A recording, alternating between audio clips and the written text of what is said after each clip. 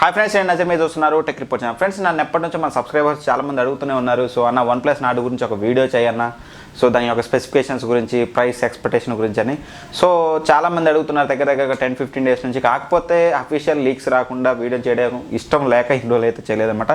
So ఇప్పుడు almost all maximum features మనకైతే ఏవైతే స్పెసిఫికేషన్స్తో వస్తుందో అవన్నీ కూడా రివీల్ అయితే అయ్యాయి అనమాట. సో వాటి గురించి ఒక వీడియో అయితే చేద్దామని డిసైడ్ ఇప్పుడైతే చేస్తున్నాను. సో ఈ వీడియోలో ఈ ఆలస్యం చేయకుండా పూర్తిగా OnePlus నాడు ఏ స్పెసిఫికేషన్స్తో వస్తుందో అవన్నీ అయితే క్లియర్గా అయితే చూసేద్దాం.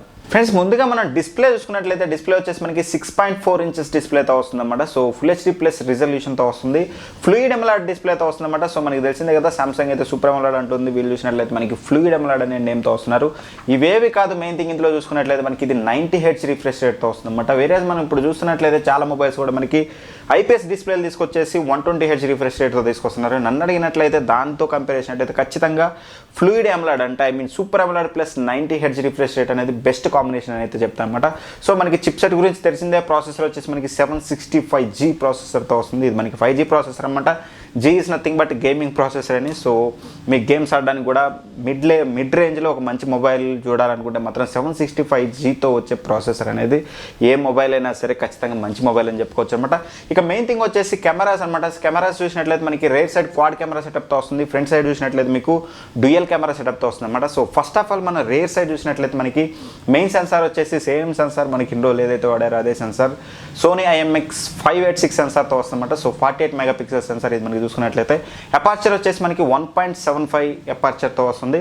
బట్ మెయిన్ థింగ్ వచ్చేసి ఇక్కడ మనకి ఈ ప్రైస్లో వాళ్ళు మనకి OIS సపోర్ట్ కూడా ఇస్తున్నారు అనమాట. అంటే ఆప్టికల్ ఇమేజ్ స్టెబిలైజేషన్ సపోర్ట్ కూడా ఉంటుందన్నమాట.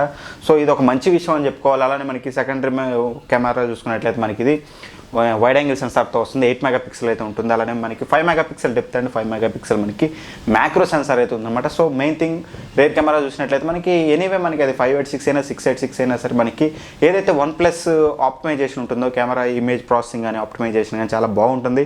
సో ఖచ్చితంగా మంచి ఫొటోస్ అయితే వస్తాయన్నమాట. దట్టు మనకి OIS సపోర్ట్ అయితే ఉంది.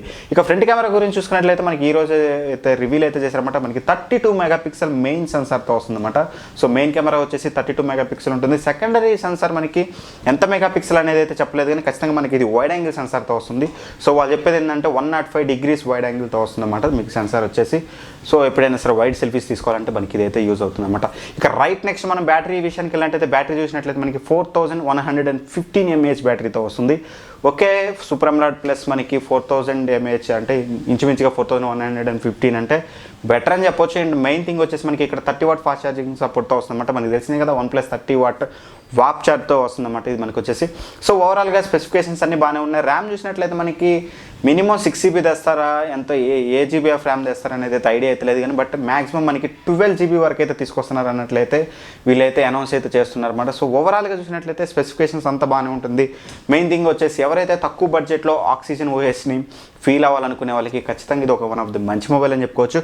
But anyway it's too early అనమాట. సో ఈ మొబైల్ గురించి మాట్లాడడం, సో ప్రైస్ వచ్చాక ఇది కొనకూడదు అనే దాని గురించి క్లియర్గా అయితే మాట్లాడుకుందాం. ఎనీవే యాజ్ ఆఫ్ నౌ మనకి ఎటువంటి ప్రైస్ అయితే అఫీషియల్గా తెలియదు కాబట్టి, సో అందరు అంచనాల ప్రకారం ఫస్ట్లో అయితే అందరు 25,000లో వస్తుంది అనుకున్నారు. బట్ ఇప్పుడిప్పుడుగా చూస్తుంటే అందరూ కూడా దగ్గరగా 28,000 వరకు అయితే వెళ్ళారు. 27-28,000లో వస్తుందని చెప్తున్నారు. లీక్స్ కూడా చాలా వెబ్సైట్స్ కానీ చాలామంది కూడా మనకి రూమర్స్ అయితే 27,000 to 28,000 అని చెప్తున్నారు. బట్ ఎనీవే వచ్చాక చూద్దాం. వచ్చాక ఖచ్చితంగా క్లియర్గా ఆ స్పెసిఫికేషన్స్కి అది తెచ్చే ప్రైస్కి మ్యాచ్ చేసి రెండింటిలో దాన్ని కొనకూడదు అనే దాని గురించి క్లియర్గా ఒక వీడియో అయితే చేస్తామన్నమాట. బట్ నా అంచనా ప్రకారం అయితే ఖచ్చితంగా వీళ్ళు 27,000 రూపీస్లో తీసుకొస్తారని అనుకుంటున్నారు. 27,000 or 27,999. బట్ చూద్దాం, ఆ లాంచ్ అయినాక అయితే మాట్లాడుకుందాం. ఇంకెనీవే ఎవరైతే OnePlus నాట్ కోసం ఎదురు చూస్తూ ప్రీ బుకింగ్ ఎవరైనా చేసిన వాళ్ళు ఉంటే ఖచ్చితంగా కింద కామెంట్ బాక్స్లో అయితే మెన్షన్ చేయండి. ఒకవేళ మీరు ట్రై చేసి దొరకపోయినా సరే ఖచ్చితంగా కింద కామెంట్ బాక్స్లో అయితే మెన్షన్ చేయమంట. సో ఎంతమంది ఇంట్రెస్ట్ ఉన్నారో కూడా మనకి అక్కడ నుంచి అయితే తెలుస్తుంది. ఎనీవే ఈ వీడియో కనుక నచ్చినట్టయితే ఖచ్చితంగా లైక్ చేయండి. ఫ్రెండ్స్ అండ్ ఫ్యామిలీ మెంబర్స్కి అయితే షేర్ అయితే చేయండి. ఎందుకు తెలుసు కదా, ఇట్లాంటి ఇన్ఫర్మేటివ్ వీడియోస్ అన్నీ కూడా చాలా మందికి అయితే మీరు షేర్ చేస్తూనే ఉండాలి. సో చాలా మందికి కూడా యూజ్ అవుతూ ఉంటుంది. అండ్ ఫస్ట్ టైం కనుక మన ఛానల్ని విజిట్ చేసి వీడియో కనుక చూస్తున్నట్లయితే ఖచ్చితంగా సబ్స్క్రైబ్ చేసుకుని పక్కన ఉన్న బెల్ ఐకాన్ అయితే ప్రెస్ చేయండి. ఎందుకంటే ఫ్యూచర్లో నేను చేసే ఇన్ఫర్మేటివ్ వీడియోస్ అన్నీ కూడా మీ మొబైల్కి నోటిఫికేషన్ ద్వారా వస్తాయన్నమాట. Anyway thanks for watching. By by. జై హింద్.